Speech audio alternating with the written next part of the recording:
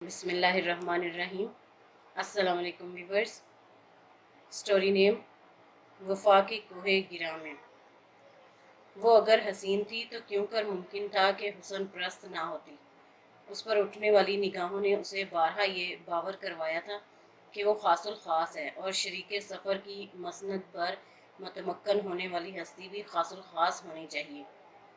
यहाँ आकर उसके अंदर का ज़िद्दी बच्चा हमकने लगता था, मगर हालात के थपेड़ों और वक्त के चाबक ने पल भर में ही शहरबानों को बेमाया कर डाला था। साबर के साथ उसके रिश्ते की बात चल निकली और अम्मा इस रिश्ते पर ना सिर्फ राजी थी बल्कि उसको भी राजी करने के लिए पूरा जोर लगा रही थी। शहरबानों के तो ख्वाबों का घड़ा ही चिकनाचूर हो गया था। वो ख्वाबों ख्यालों में रहने वाली भैंसों के बाड़े के मालिक से कैसे अपने नाजुक जज्बात जोड़ लेती। सख्ती से रिश्ता की तरदीद कर दी। अम्मा, मैं इस साबर से शादी नहीं करूंगी। मैं साफ साफ बता रही हूँ, फिर न कहना कि मैंने बताया नहीं था। शहरबानों ने बाकायदा नाक भूं चढ़ाते हुए कहा तो नुदरत बेगम को तो जैसे पतंगे लग गए थे। उन्होंने जोरदार धमुके उसकी कमर पर जड़े थे। अरे बदबख्त, क्या बुराई है इस साबर में? नेक देखा भाला बच्चा है, महल्लेदारी अजीजदारी है, अपना भैंसों का बाड़ा है, खुला दूध मक्खन की हर शय की बहुतात है। तू तो किस्मत की धनी है जो घर बैठे ऐसा रिश्ता आ गया है। ना इनकार की स्लीप पर चढ़ना पड़ा, ना अपनी हम उम्र लड़कियों की तरह इंतजार की अजियत सहनी पड़ रही है। तू क्या समझती है इस साबर को लड़कियों की कोई कमी है? एक छोड़ 10 मिल जाएंगी। बस उन लोगों का दिल आ गया है तो बजीद है। सारा कसूर तो इन मोए रिसालों का है जिनमें मुंह दिए की करती रहती है। न जो तेरा दिमाग 7वें आसमान पर पहुंच गया है, वरना तू कभी इस माकूल रिश्ता से इनकार न करती। अम्मा, माकूल रिश्ता किसे कहते हैं? 4 पैसों से ही खुश हो जाऊं और जो सारी उम्र इन भैंसों के गंध में गुजारनी होगी। दम घुटता है मेरा ये सोच कर के तमाम उम्र उपलों में कटेगी। घुटन ज़दा माहौल और आलूदा फिजा। शहरबानों का सोच कर ही दम घुटने लगा था कि उसका मजाजी खुदा दूध बेचने घर घर जाया करेगा। वो कॉलेज के दूसरे साल में थी। सेकेंड ईयर के बाद मज़ीद तालीम हासिल करने की ख्वाहिशमंद थी। उसको अपनी खूबसूरती का बेहद जोम था। इसमें ज़्यादा कसूर उसके अब्बा का था, जिन्होंने उसे हमेशा शहजादी कहकर पुकारा था। उसको एहसास दिलाया था कि वो सबसे अलग है। उसका शहजादी जैसा नाम उसको मज़ीद मगरूर कर गया था। जो रही सही कसर थी वो कॉलेज जाने के बाद उसकी हम असर लड़कियों ने पूरी कर दी थी। ज़्यादा बहस ना करो, जाओ किचन में अपने अब्बा के लिए चाय बनाओ। अम्मा शायद उससे मज़ीद बहस के लिए तैयार नहीं थी, इसीलिए उसको काम पर लगा दिया था। वो भी बुरा सा मुंह बनाकर किचन में आ गई थी। चूल्हे पर चाय का पानी चढ़ाकर वो कप ट्रे में रखने लगी थी जब दरवाजे पर जोरदार दस्तक हुई थी। अब्बा, जो घर के कच्चे आंगन में चारपाई पर नीम दराज महवे इस्तराहत थे, उन्होंने टीपू को आवाज़ दी थी कि जाकर देखे दरवाजे पर कौन है। टीपू होमवर्क की कापी रखकर लपक झपक दरवाजे पर गया था और हंसता मुस्कुराता हुआ लौटा था। साबर भाई आए हैं, टीपू ने इतला दी। साबर के हाथ में गर्मा गर्म समोसे और जलेबियों का शापर था। साबर ने अकीदत से वो शापर ज़ारा बेगम को थमाया था। अरे बेटा, इस तकल्लुफ़ की क्या ज़रूरत थी? तुम्हारा आना ही खुशी का बायस होता है, नुदरत बेगम ने खजालत से कहा था। बेटा भी कहती हैं और फिर तकल्लुफ़ की बात भी करती हैं। ये कहकर साबर ने नुदरत बेगम को हैरान कर डाला। शहरबानो किचन में खड़ी साबर की सारी बात सुन रही थी। इस तरह की चिकनी चिपड़ी बातों से ही तो सबका दिल मोह लिया है। मक्खन लगाना खूब आता है। भैंस जो हुई कब्जा में। उसका मूड ऑफ हो चुका था। तभी नुदरत बेगम किचन में आई थी। ये पकड़ो शापर, तरीका से सारी चीज़ें ट्रे में रखकर चाय के साथ बाहर ले आओ। और हाँ, अपने मुंह का कायमा जाविया दुरुस्त करके आना। नुदरत बेगम उसके गुरेज़बा को बखूबी जानती थी। साबर उनका महल्लेदार था और दूर परे की अजीज़दारी भी थी। नुदरत बेगम जानती थी कि ये रिश्ता साबर के ही ईमा पर परवान चढ़ रहा था। साबर की एक बड़ी और एक छोटी बहन दोनों किसी अच्छे रिश्ता के इंतज़ार में माँ की दहलीज पर बैठी हुई थी। ऐसे में साबर की शादी का जिक्र घर में किसी को भी एक आंख पसंद नहीं आया था। सादिया बेगम को صابر کی یہ فرمائش سراسر خود غرضی لگی تھی، جس نے بہنوں کی ڈولی اٹھنے سے پہلے ہی اپنی شادی کا راگ الاپ دیا تھا، مگر مارے باندھے وہ منہ زبانی رشتہ مانگ چکی تھی۔ بظاہر اس رشتے میں کوئی مسئلہ حائل نہیں تھا، مگر نہ جانے کیوں صابر کو شہر بانوں کی خاموشی پر اصرار لگا کرتی تھی۔ کچھ سعدیہ بیگم نے بھی آ کر بتایا تھا کہ لڑکی نروٹھے پن سے بیٹھی رہی تھی، نہ جانے کیوں وہ مجھے خوش نہیں لگ رہی تھی۔ اس کی خاموشی میں جیسے انکار دبا تھا۔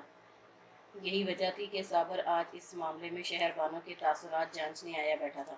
شہر بانوں کے عشق میں مبتلا وہ ایک عرصے سے کالج جاتے جاتے اس کی راہ تکا کرتا تھا۔ یہ الگ بات ہے کہ شہر بانو اس کی اس حاضری کو کبھی بھی خاطر میں نہیں لاتی تھی۔ وہ ندرت بیگم کے کسی سوال کا جواب دے رہا تھا جب وہ دشمنی جاں دکھائی دے گئی تھی۔ سفید گھیرے دار سرخ پھولوں والی قمیض میں وہ اسے پرستان کی کوئی شہزادی لگ رہی تھی۔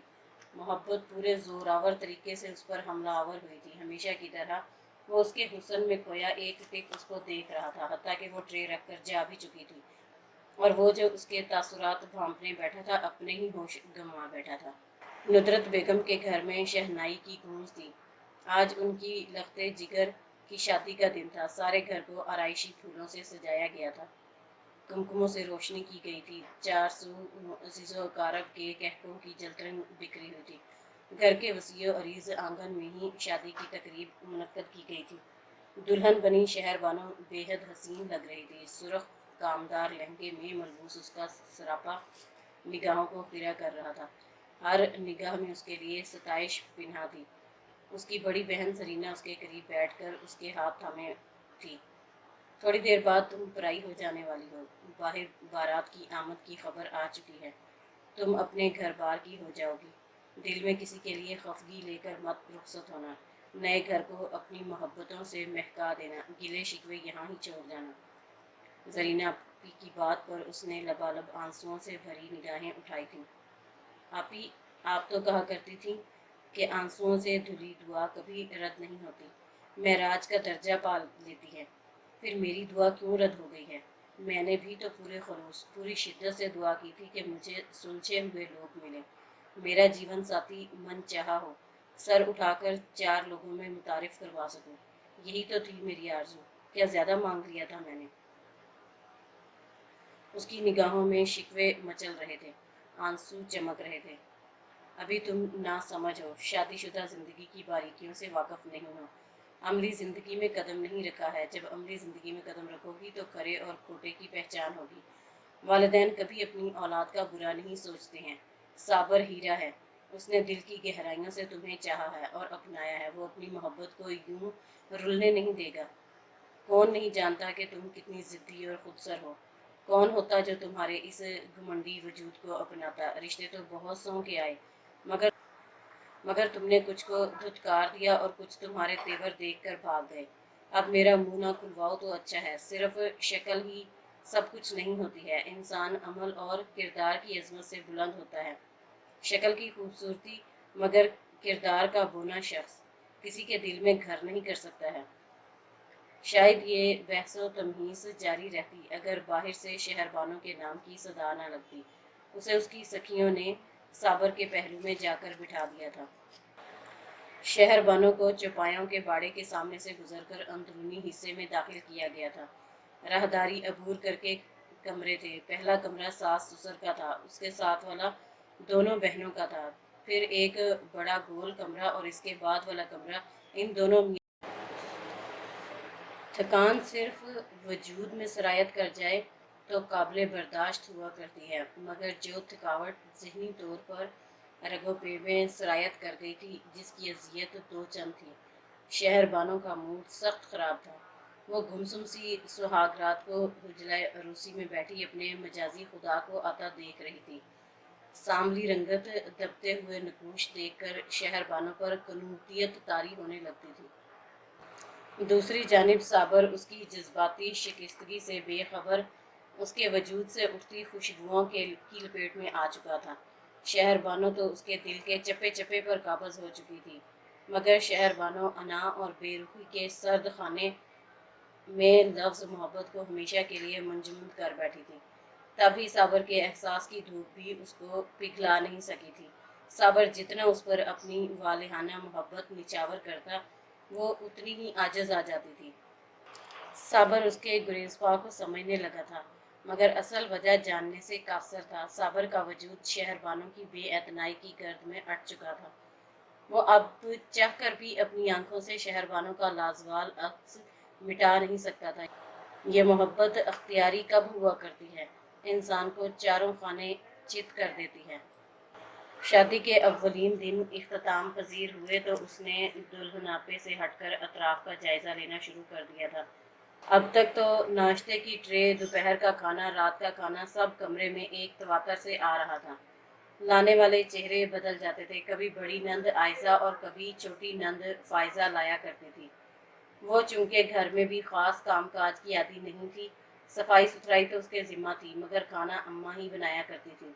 कुछ तो उसकी काहली सुस्ती, दूसरा अब्बा जान को अम्मा के हाथों का ही खाना पसंद था।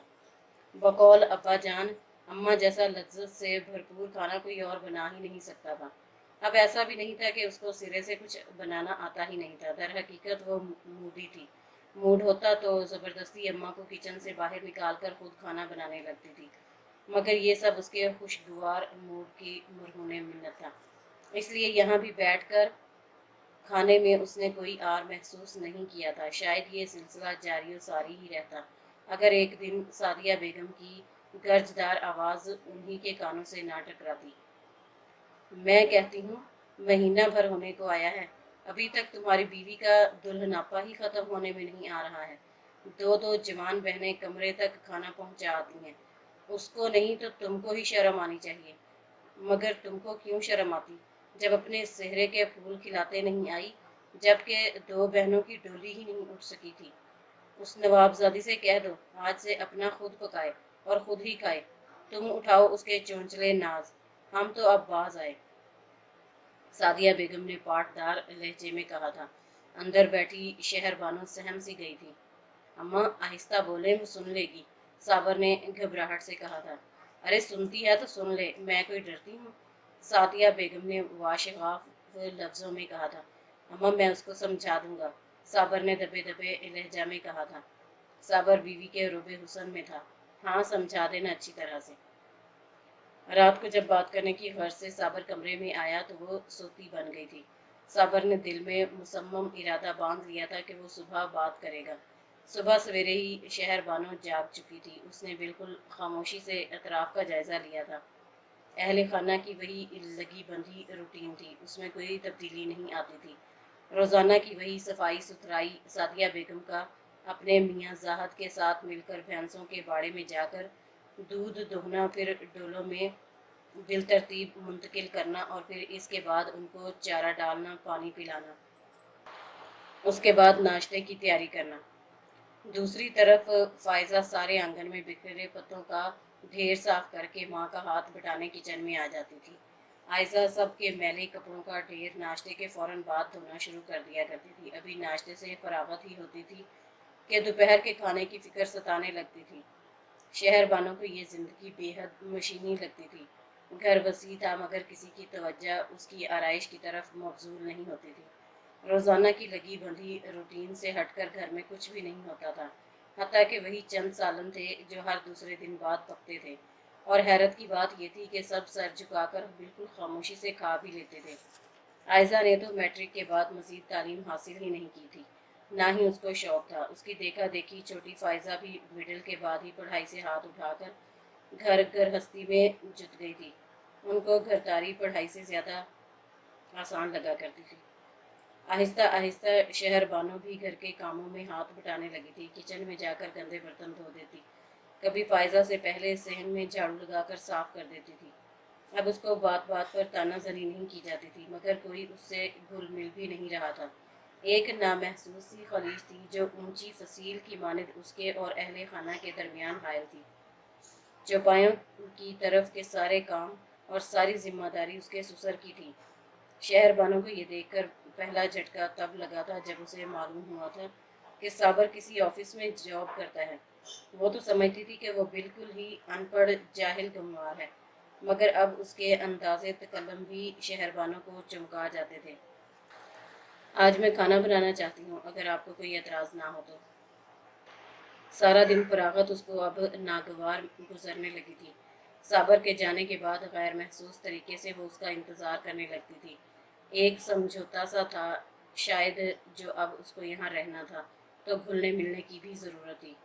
इसलिए वो इस माहौल में खुद को जम करने की कोशिश में हलकान हो रही थी, मगर सब साबर की मन चाही बीवी की निगाह से ही उसको परखते और तोलते थे। तुम पकाना चाहती हो तो ज़रूर पका लो, मुझे कोई एतराज़ नहीं है। सादिया बेगम ने खुले दिल से उसको खाना बनाने की इजाज़त दे दी थी। शहर बानो ने भिंडी गोश्त बनाया, घर में भी वो यही ज़्यादा दिल से बनाया करती थी। उसने साथ में खीर बनाई।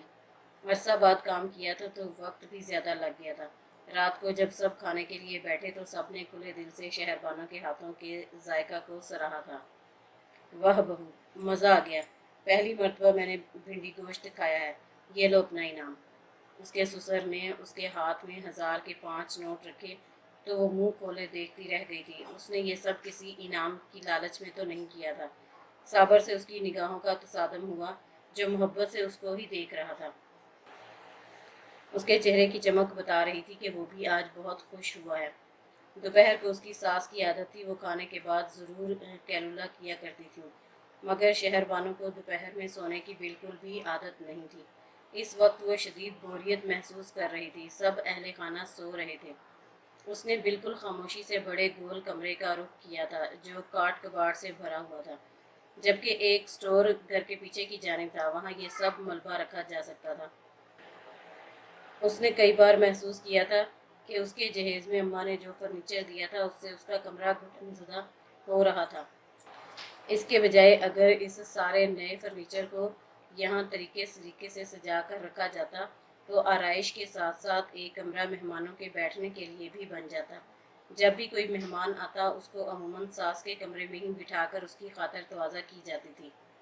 उसने सबसे पहले पुराना फर्नीचर जो खस्ता हाली का शिकार था उसको पीछे वाले स्टोर में जाकर बारी बारी रखा था। झाड़ पूंछ के बाद उसने कुशादा जगह पर अपने जहेज की कुर्सियां इधर सजा दी थी। फिर उसके साथ मेज़ भी रख दी थी। कुछ तस्वीर पुरानी कपड़े में लिपटी थीं, उसने उनको भी झाड़ फूंक कर दीवार पर आवेजा कर दिया था। ये सब करने के बाद उसने कमरे पर निगाह डाली। उसकी इतनी ही काविश से कमरा चमक उठा था। उसका जी खुश हो गया था। साफ कमरा किसी भी मुहज्जिब मेहमान के लिए तैयार था। उसने अपने हुलिया पर एक निगाह डाली। कमरा तो सज गया था, खुद उसका अपना हुलिया बिगड़ गया था। तभी उसको अपने नाम की आवाज़ें सुनाई दी थीं। वो तेज़ी से बाहर की जानिब लपकी थी, मगर दरवाजे में ही ऐस्तादा सास की वजह से उसका रास्ता रुक गया था। सास ने कमरे में कदम रखा था और मुंह खोले कमरे का नाकदाना जायज़ा लेने में महवे हैरत थी। आप नाराज़ तो नहीं हुई ना? असल में मैंने सोचा जब आयज़ा आपी और फ़ायज़ा के रिश्ते की गर्ज से लोग आएंगे तो उनके बैठने, उनकी आवभगत के लिए एक ड्राइंग रूम तो होना ही चाहिए। ये तो एक ज़रूरत है। सादिया बेगम ने बिना कुछ कहे आगे बढ़कर उसके सर पर हाथ रखकर उसे बहुत सारी दुआएं दी थीं। शहर बानो ने पहली मर्तबा सादिया बेगम के चेहरे पर अपने लिए नरमी देखी थी। बाद में फ़ायज़ा ने भी उसकी इस काविश को सराहा था और खुले दिल से उसकी तारीफ की थी। आयज़ा के लिए एक रिश्ता आया था। मतवस्त तबके के ही सादा से ही लोग थे। एक माउमर खातून पसंद कर गई थी। आबद उनका अकलौता बेटा था। उनको घरदारी समझने वाली, एहसास करने वाली बहू की ज़रूरत थी। आनन फानन सारे मामलात हल होते चले गए थे। अगले माह ही रुखसती भी तय हो गई थी। शहर बानों ने सरतापा खुद को बदल दिया था। औरत अपने आप को हालात के धारे पर छोड़ दिया करती है। मुफाहमत, समझौता, मुकद्दर का लिखा, ये सारे लफ्ज़ अजबर कर लेती है। शहर बानो ने अपनी किस्मत से समझौता कर लिया था, मगर एक ख्वाहिश थी जो उसको बेकल रखा करती थी। मर्द की जिद तो पूरी हो सकती है, मगर औरत की जिद में उसे अपना आप गंवाना पड़ता है। सारे रिश्ते नाते खोकर जीना पड़ता है। यही फ़र्क था कि साबर की जिद या मोहब्बत उससे शादी के बाद पूरी हो गई थी, मगर उसका हर जाना सुबह शाम वो अपनी जान लगाकर अदा कर रही थी। बहुत मुश्किल से अब उसको भी घर का एक फ़र्द शुमार किया जाने लगा था। ये उसकी कुर्बानियों का ही सिला था कि उससे भी मशवरा लिया जाने लगा था। ये मुकाम बनाने के लिए उसने अपना दिल हारा था।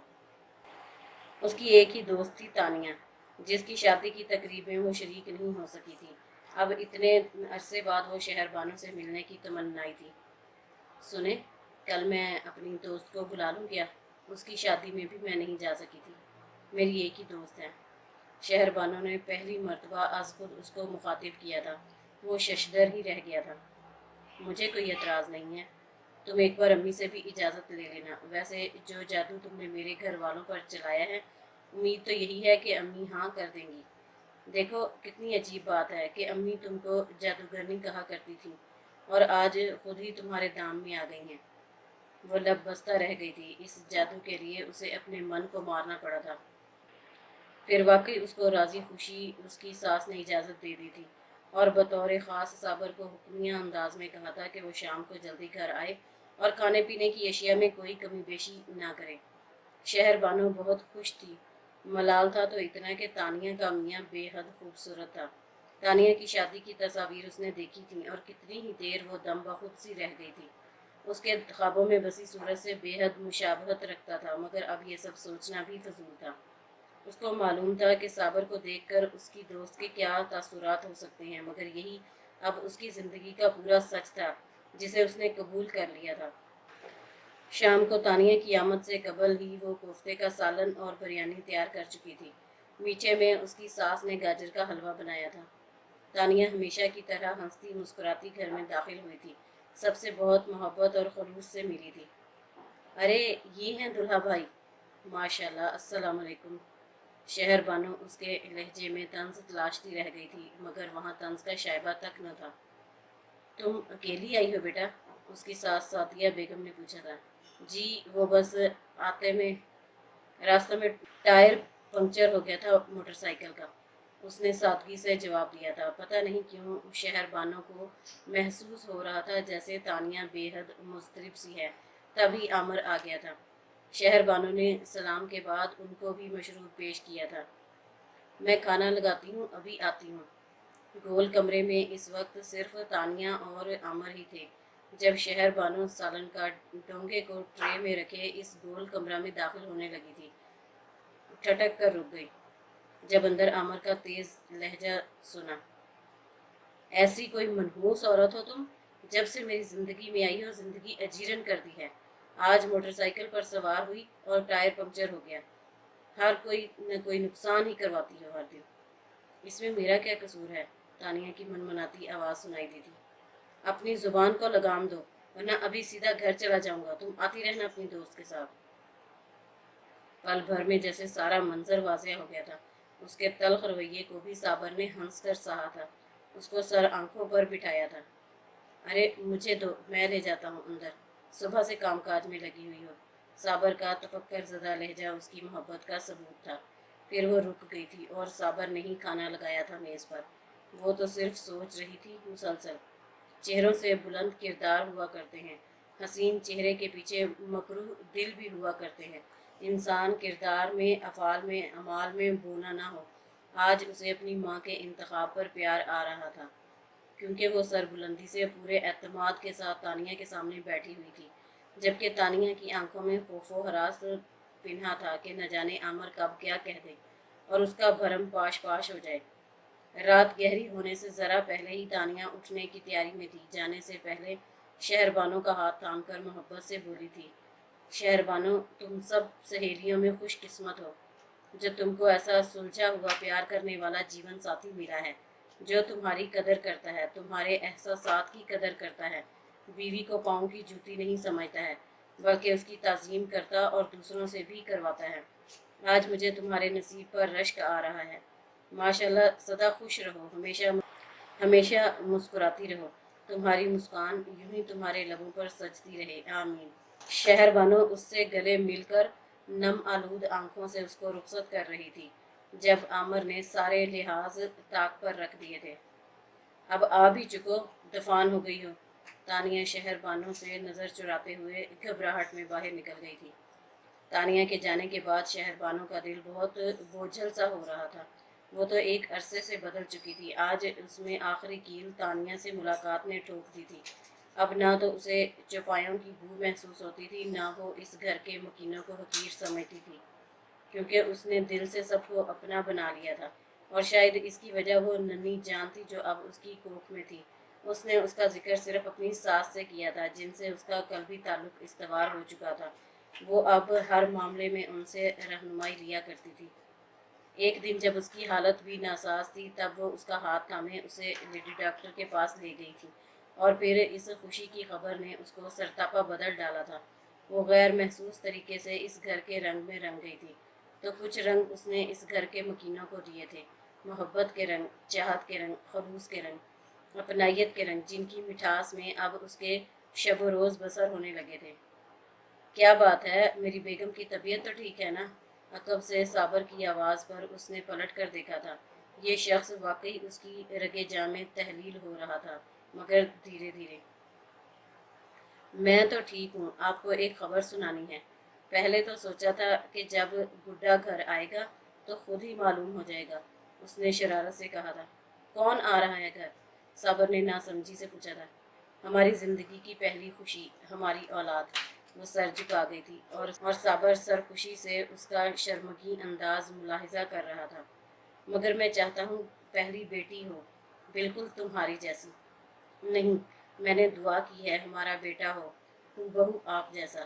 بے یقینی سی صابر کی آنکھوں میں امڑ آئی تھی۔ میں تم سے اتنی محبت کرتا ہوں کہ میں چاہتا ہوں کہ میرے بجائے تمہاری دعا قبول ہو۔ شہر بانو نے صابر کے کندھے پر سر رکھ دیا تھا۔ وفا کے کوہے گر۔ ڈیئر ویورز، اگر آپ کو ہماری ویڈیوز اچھی لگتی ہیں اور آپ اس طرح مزے مزے کی سٹوریز سننا چاہتے ہیں تو ہمیں سبسکرائب کیجیے اور بیل آئیکن دبانا مت بھولیے گا۔ بہت شکریہ۔